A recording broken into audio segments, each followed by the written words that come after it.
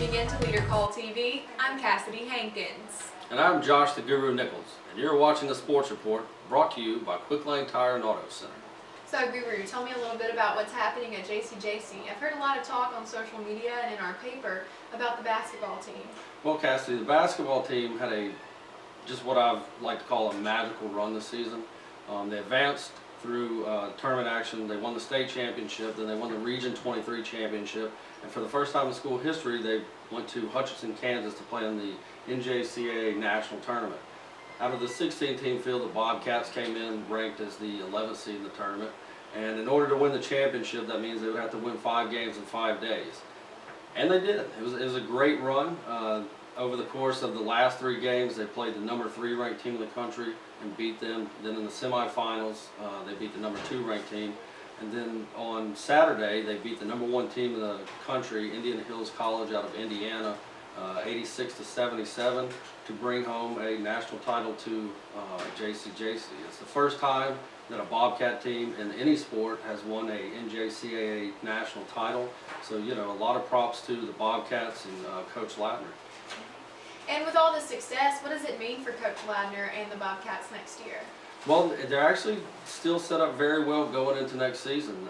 The Bobcats lose 1 starter to graduation, and then they have a couple of role players that will move on. But for the most part, they have 4 starters coming back, and probably about 75 to 80% of the current roster will be back. So hopefully it'll lead into more success for Coach Ladner and the Bobcats next year as well.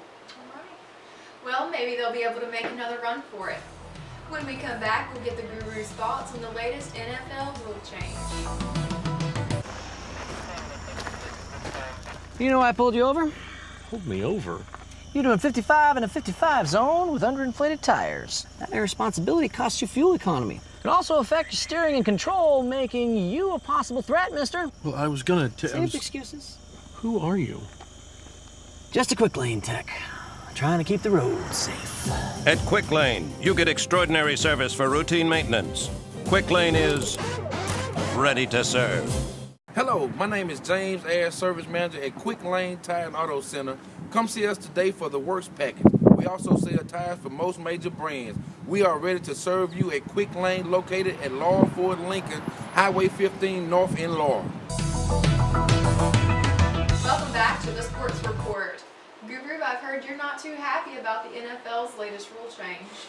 That might be an understatement, Cassidy. NFL Commissioner Roger Goodell and the league announced earlier this week that they are outlawing player celebrations involving guys after they score a touchdown going and dunking the ball over the goalpost. It seems like a rule that, you know, it doesn't need to be implemented. I mean, when the commissioner and the league started making changes on rules in regards to player safety, you know, I think a lot of fans kind of understood that. Maybe they didn't like it, but when it involves, you know, keeping players healthy and keeping them on the field, you know, you get overall support from that. But with this latest rule, I mean, you know, it's taking some of the fun out of the game.